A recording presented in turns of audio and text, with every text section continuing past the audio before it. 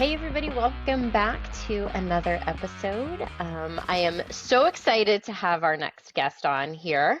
I've known him for several years. We've crossed paths at several different companies. So I'm hoping he can shed some light to all of you that are out there looking and doing some applying and what those recruiters are looking for. So Chance, if you'd go ahead and introduce yourself. Hi, everybody. I'm Chance Turner. I've been in the industry now for, I guess it's almost, 12, 13 years. Spent about 8 years with Whitlock. I'm sure many of you have heard of that company. About a year and a half over at AVI SPL, and now I've been at AVI Systems for a little over 3 years now. Very nice.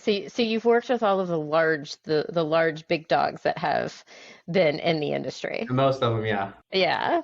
So your role with AVI Systems is So I'm the director of recruiting. okay. And is this a role that you've had at most of the organizations, so Whitlock and AVI? Yeah, well, at least for the last 5 years or so at Okay. Whitlock, AVI SPL, same role, and then same role here.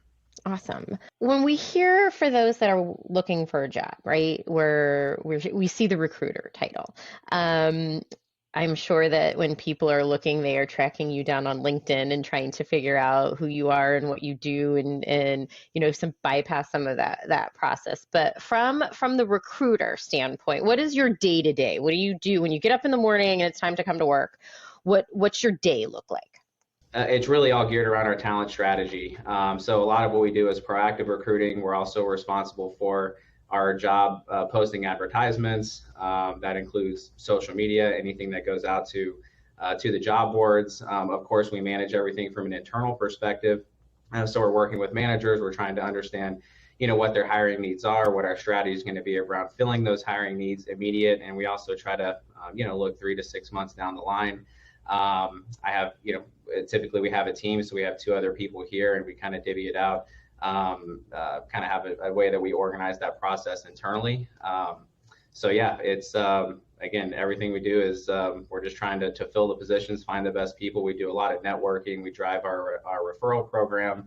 Obviously the budget around our vendors, strategy there. We even get involved with HR on compliance Right. needs, all those types of things. So we do a lot of interviewing. We create resources for our managers to utilize when they interview, understanding our process, how we extend offers. So pretty much anything you can imagine that's involved in the entire hiring process, we're involved in that. Awesome. So there's a lot more than just submitting the resume and hoping for that phone screen interview for those that are looking Yeah, in at this it. industry, that would not be a good strategy. It's great when it happens, though.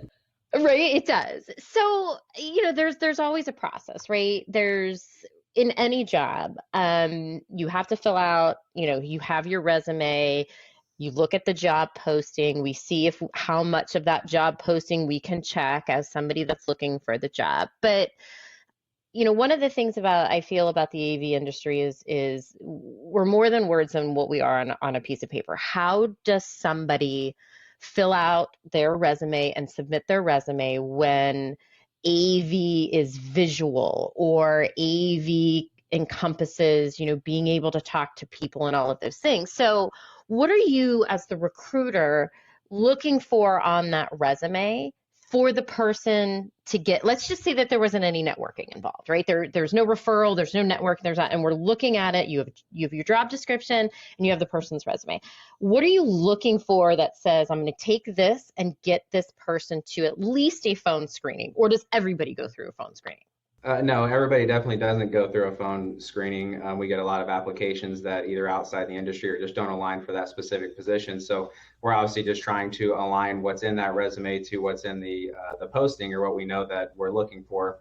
And that's where it's really important to put together the right type of posted copy to make sure that we're getting the right applicants as well. But in a resume, I think some advice for anybody putting a resume together would be make it as clear and concise as possible. They say don't go over a page. I think 1 to 2 pages in your resume is good. From our perspective, we're screening through a lot. We have anywhere between 60 and 100 postings at any one time, and a lot of applicants within those postings, and things are always moving and changing on our end. So we're going through resumes pretty quickly. So you're immediately looking for those keywords depending on the position and the specific skill sets that you're looking for. And as you know, our industry is very driven by certifications and training, and those key manufacturers that everybody needs to have experience with. So those are the keywords that we're honing in on. When we recognize those things, then we're going to take a deeper dive into the resume, see where they've worked, what they've done, how they've constructed the resume. Is it put together, grammatically correct, I guess you could say. All those different things. And a big thing that I think a lot of people don't necessarily think about is tenure in positions. That's a very important thing to managers. We want people that are going to be here for the long haul, that are going to grow their career, they're going to go put the effort in. So I think, especially if you've been a contractor and you're, it looks like you've jumped jobs a lot. I think, making sure that in that resume, you say this was a contract position, or if you had a couple positions where you hopped full-time positions, 2 or 3 positions in a year or two, just putting a little explanation of, why you left those positions. Was it a rift? Did the company go through a merger? Did they go out of business? Something like that. So you get pretty good at it after a while and just, do a quick review.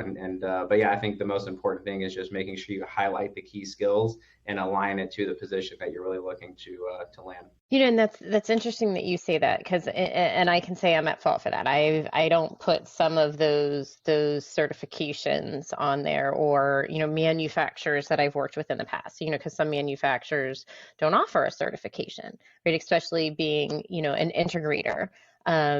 In either hiring an engineer or a salesperson, you want them to understand, manufacturers that are out there.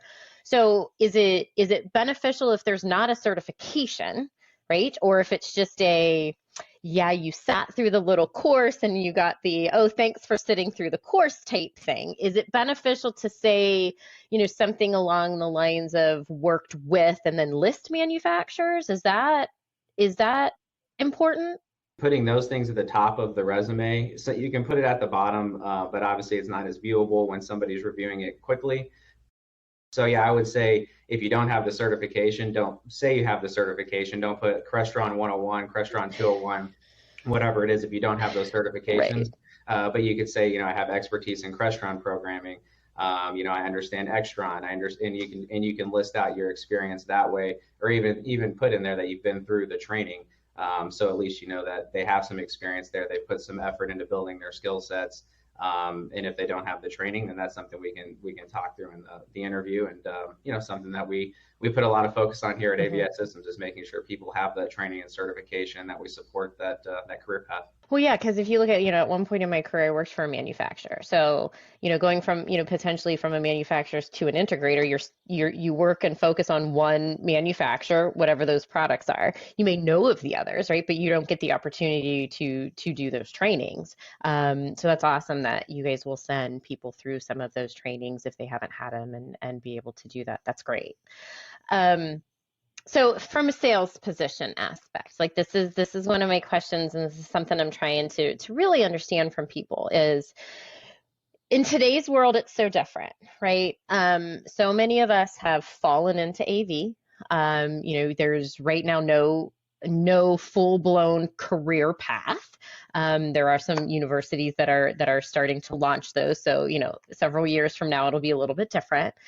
But how important is it that someone has a bachelor's degree? Because I see it on every resume, and there's people might not have the ability to go to college or pay for college, but they've got some type of sales training. You hear people say, oh, if you're going to be in AV sales, do hospitality, work at a restaurant, work in a retail store, because then you're learning how to work with customers. But how important is it, say, for sales, to have that degree? I mean, I think in any position, having the degree, just like having a certification, can be a plus, but it's definitely not the end all be all. And, for me, I think if somebody has 20 years of experience, they have proven track record of success, but they don't have that bachelor's degree, it's not going to be, as important. Now, obviously it just depends if somebody's just coming out of college and they don't have the bachelor's degree. There are other things that are very important in the industry too, that they take other types of education. I consider certifications, that's part of your education in the industry. Or if you went to a technical school, does that align with what we do here too? So there have been plenty of people in the industry that have had a lot of success without having that bachelor's degree. Right. So I would say for me, it's definitely not the top of my list when I look at somebody's resume. But if you do look and somebody has all the experience, they have the certification, and they have the bachelor's degree, it's just another plus, obviously, to their background. Right. Yeah, because like, my degree's in education. I have a bachelor's of science in education. So the had nothing to do with AV. Yeah, yeah. I But have a master's it's in finance, so yeah, I'm in recruitment. So. exactly, right? So and I understand the whole aspect of it. It's you're driven. It's you set your mind to something. It's being able to potentially work under pressure because you have to take tests and all of the things. So I completely understand that. But I just think with everything that's going on in the world today, and the way social media is, and COVID taking the youth and having them become, YouTube stars or TikTok stars, like they're learning how to do certain things I don't even know how to do. My kid knows how to do it, right? And so he's better at some things than I am. So that's just kind of one of those things where it's how important is it. So for everybody that's listening, don't, if you see the bachelor's degree and you don't have it, don't step away from it. Go for it. See if you have all of the other skills. So what else are you looking for that we might not, as somebody looking for a job, especially in the AV industry, with it being so different than I think other industries around? What else are you looking for? Like, what is something that you're looking for, but you don't see all the time, that you feel people aren't taking into consideration when they're submitting that resume? I mean, I think sometimes even describing certain projects that you've worked on, which you don't see that in a lot of resumes, or customers that you've supported. But again, it kind of all depends on the position that you're looking to fill and what you're looking for. I think even somebody that puts, you don't want to put, you got to be careful about the extracurricular activities that you do outside of work, but it can show that you have initiative, or if you support certain charities or you do things like that. I think that just talks talks to the cultural fit of the person, Right. and that type of thing. So yeah, I mean, again, I would say it just really depends on what we're looking to fill, where we're looking to fill it, that type of thing as far as what we're really looking for. But I think somebody too that takes a proactive effort in finding their job, where you can go through LinkedIn and they have all these positions listed and you can do a one-click apply, which if you're not that interested in a position, but you think, hey, maybe I'll interview for it, I think that's fine. But if it's a position you really want, I would highly recommend to do that, plus go to that career page, formally apply for the position, figure out who the recruiter is, send them a message, describe why you applied for the position, what makes you a good fit for it, maybe even send your resume back over to the recruiter. And as we know, this is a very close-knit industry. Yes. A lot of people know each other, so find Yes. someone within that organization that that you have a relationship with, that will give you a good reference, and reach out to them and see if they can get you in front of the right people. That's a big part of how we recruit, is really leaning into the people here who know other good candidates that could fill our needs. So it sounds like it looks, because of the close knit of the industry, there's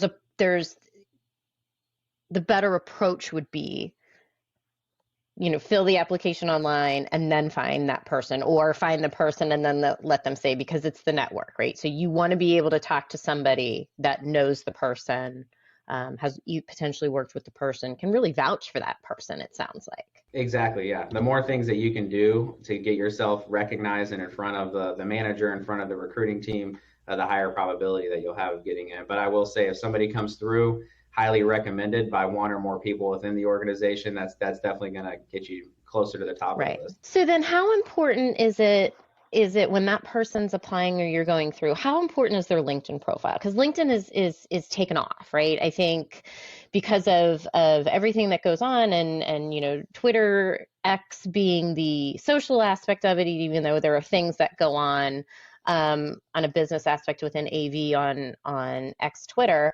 How important is a person's LinkedIn profile? Are you looking at it? Are you viewing it? Yeah, LinkedIn is definitely, I think, the go-to for most recruiters. So we definitely spend a lot of time on LinkedIn. So I think it's very important to make sure that you have a LinkedIn profile, and that, a lot of times building a LinkedIn out almost like your resume, which it is kind of formatted like a resume, is really important. And even having those certifications, training, the education in there, keeping it up to date, having a good professional picture, I think is important on LinkedIn as well. And a lot of the ways that recruiters search on the back end, there's They have what they call LinkedIn Recruiter, and it's the platform that we utilize, that you invest in. And a lot of times you're searching by keyword, you're searching by certain companies, and you're trying to find people out there. So if you have a LinkedIn profile that doesn't have any of that information on it, you're not going to show up in a search for a recruiter. So the more information that you can have, especially if you're on the market, you're actively looking for a position, the more searchable you're going to be for recruiters out there, and the more opportunities that are going to come to you for sure. For sure. So when you're doing that, so speaking of that, LinkedIn now has that you can put your open to work, right? And if you're hiring, you can put hiring, right? So obviously that open to work is probably a check that you can search and it'll pull up everybody. So what other keywords are you looking for that might not be like, where is that search looking a person's LinkedIn profile? Well, it depends on what you put in for the search criteria, but I will say too, on top of the open for work, they have other what they call spotlights. So you can find, is somebody engaged with your talent brand? Are they following your company? Excuse me. Has somebody applied for a position in the past? Is somebody actively talking to other recruiters? And that just tells you the probability that they might respond to you. Interesting. So following the company that you want a position with, I think is really important. But we do a lot of keyword searches. Excuse me, my throat's a little dry today. So for instance, if you're looking for a restaurant programmer, you're obviously going to search people that have a background in restaurant. And right. So, I like to use Boolean search. Some people say maybe an old school way of searching for a recruiter, but it really just allows you to hone into the right talent. So, you might say, and I might put in quotes in parentheses, I'm looking for Crestron or Extron or Biam or AMX. Or Sure, whatever you're looking for, and it'll find people that has that within their LinkedIn profile, and then you search through to obviously find people that align to the specific role that you're looking to fill. That's interesting. I never thought about it that way, because we don't, unless you're paying for that in a recruiter, we don't see that, right? We don't understand that that's potential. So having it listed somewhere within their profile, that if they've worked with Crestron. So I'm assuming it pulls not from what their posts are going to be, but from what is listed in that general profile section. Is that where it's looking for? Yep, in the general profile section. So they have the skills section there. So anything you have background with, any technologies you've touched, it's good to put them in there. It's more keywords that will pop up on searches for recruiters. Well, and I have noticed that, where you can get in there and you can do all of those keywords. And again, sometimes you take a few minutes just to update it and you go, oh, how important is it? Do I really need to put this in there? Sounds like it is pretty important if you've gone through, some type of training somewhere, or have some type of expertise or knowledge on a product and a manufacturer. So we'll start making sure we list those there. Yeah. So then when you're looking for this, and if a position's going to become open, right? Because I know I've gone through a process and I've experienced positions posted, it's out there for everybody to be able to see, but then it gets filled with an internal position. So an internal person. So does AVI Systems, or the other companies that you've worked for in the past, if they wanted to post a position, would they post it internally first to see how many applicants they would get for that, or if anybody wanted it, and then go external, or does it depend on the company? Well, I think that can kind of depend on the position. There are, I would say, the large majority of positions we would want to post both externally and internally. Of course, if there's a person that we just know we're going to promote internally, we probably never post the position. Or there might be certain roles that would be, a really unique role where we know somebody needs to have intimate company knowledge. So, and maybe we know there's going to be 4 or 5 people apply for that. We might only post it internally to get those internal applicants, or at least do that maybe for the first week or two. And if we figure out there's not a lot of interest internally, then we'll post it externally. But I would say 95 to 99% of the time, most of the time, we're posting it both externally, and we post all of our jobs internally. Right. So is there a time frame though? So would you post it internally, say for a week or so, see what happens, and then post it, or is everything hitting all at the same time? Usually everything's hitting all at the same time, but there are always situations where we may run something internally for a week or 2 weeks before we post it externally. So it just depends on the position and really what the leader of that position is looking for.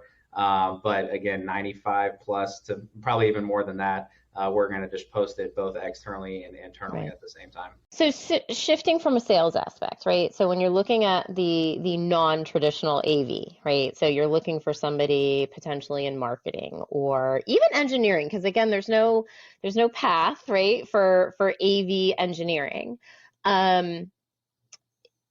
How important is it if you have that role to fill, say for like a marketing or even entry level AV person, AV engineer? How important is it that they have audio visual experience? Is that really important, or is that something that can be trained on? No, there's a lot of positions where you don't have to have audio visual experience. I mean, if you're in marketing or any other type of corporate position, accounting, obviously we're not looking for specific audio visual experience there. Even if you're coming in, you're trying to get into the industry, and maybe you want to start as an installation technician and kind of build yourself up from there. We have a lot of people that will come in from, the physical security. They're doing access control, CCTV. Surveillance, that type of thing, or structured cabling, Right. and even telecom and IT. So you definitely have, people coming from all different areas, really just depending on the position. Now, there are obviously certain roles where you have to have AV experience, you have to have the certifications, and so it really just depends on what we're doing. But on the corporate side, it's rare that we would need anybody on a specific corporate position that has audio visual experience. All right, that's good because like I said, when you look at engineering, you have people that have been audio engineers, right? And they are electrical engineers, and all of that can kind of tie in together in a way. The AV And is we do always have something we're we've hired learning. people from those industries, electrical engineers or audio engineers that can really make that transition. And having a background in audio, I think, is always a plus. And people Right. say it's a lot harder to learn audio than it is video. So Yeah, it is. Yeah, at one time I knew it fairly well, not so much anymore. It's one of those things. It's not as easy to pick up like riding a bike. I will say that. So Chance, so just kind of, is there anything else as we're winding down here a little bit, is there anything else that you can provide, any recruiter, know-hows or little tidbits for those that are out there that are looking or that are going to potentially start looking, either, they're at an existing organization and they want to make a change for whatever reason. What are some, few tips and tricks that we should be thinking about and start implementing so that that makes that transition either shorter or easier? yeah, I mean, I think a lot of things that we covered, is most of what I would suggest. The only thing that we didn't maybe cover as much as cover letters. Mm-hmm. And I think those can be important. The one thing I would say about a cover letter is to make sure that it's geared toward the position that you really want to fill, which makes cover letters a little challenging because you might be applying for a lot of different positions. But I can't tell you how many times I've seen a cover letter where they applied for a lead technician position and you read it and it's all about, something completely different, a completely different Right. career path that they want to take. And so you think, okay, there's not really a lot of alignment. Maybe they're just looking for a position. They're not looking for this to be a long-term career for them, or even titling your resume. So when people save their resumes under a certain name, and it's best to just use your name and resume. But some people will apply for, again, an installation position, but the resume will be titled IT support resume. And so you see Right. that and you think, okay, this is an installation position, but your resume is titled IT support. Do you really want to be in installation? Or are you just looking for a job? So just making sure that all that stuff aligns with what you're really looking to do. And then, even I think some of the best cover letters when they actually address you specifically, and you realize they really put the effort into, into their search, and that it's important to them to land a position with your company. I also think, obviously, if you do get into the interview process, just know something about the company that you're interviewing with, and how many times you interview somebody and they just don't know anything. And you think, okay, so you went into an interview with the company, you didn't do any research, you don't know even generally what they do. It's just not a good start. So, I think that stuff's really important. But outside of that, again, I think it's just being more proactive versus passive in how you search for people, or excuse me, how you search for jobs out there. Utilize your connections, your relationships that you have in the industry. Reach out directly to the managers, reach out directly to the recruiters. Really take an effort into getting that job, and not just sitting back and hoping you get a call because you clicked something or you filled out an application and you didn't hear anything back, because there's a lot of people that are applying. and you really want to make yourself stand out. Right. Well, and that is true. And it's funny that you say about naming, what you name your resume. I do have mine, Jennifer Weaver and resume, and I do have a version after it because I've made changes and I want to keep the old ones because I want to make sure I don't forget. So I know that might not be the best thing to do, but at least it keeps everything straight and in line. But that is important. Those are little things that we're not thinking about, I think. And I do agree. I think the cover letter, make sure you are sending the right cover letter in for the right position. Yeah. And I would say make sure when you save your resume that you're actually saving your resume, because what actually happens more than you would think is you open up a resume and it's somebody's social security card, or it's their phone bill, or it's a letter that they wrote somebody else, and it gets a little bit awkward. But sometimes I've actually reached out to people to let them know you might not want to send this resume out anymore because it has your social security number. Social security number on it. Oh yeah, that would not be good. I mean, I know I've ran into cases where it hasn't come through for whatever reason, right? You upload it and nothing comes through and you've gotten out. But that's thank goodness, knock on wood for me. It's only been that. I haven't had anybody tell me they're getting the phone bill that I need to pay. So Chance, as AVI Systems being a very large, well-known, at least I feel, in the industry, where can people, if they are interested in seeing what you have open, where can they go to your career site, or do you have a career site? And then how can they get in touch with you? Yeah, absolutely. Go to avisystems.com. It's simple. Our career, the link to our career page is right in there. And it has all of our positions listed. You can go to our AVI Systems LinkedIn page, and it has most of our positions listed through LinkedIn as well. Obviously, you can reach out to any of the recruiters, one being myself, Chance Turner. We have another one, Macy Markham, and then Lauren Cordina are the three recruiters that work for AVI Systems. So you can reach out to any of us anytime. And then obviously we're out there on job boards too. You can find it on Indeed. You can find us on Career Builder. There are hundreds of other job boards that will pick up our postings from our website and Indeed as well. So it should be pretty easy to find us if you just do a general search out there. But obviously the website is the best way to get a comprehensive list of all of our positions and to fill out a formal application. Awesome. And guys, if you're listening and you find something and you know somebody within the organization, make sure, as Chance said, you reach out to that person also. The more people and advocates you have within the organization, sounds like it's going to help you land that career path with AVI Systems.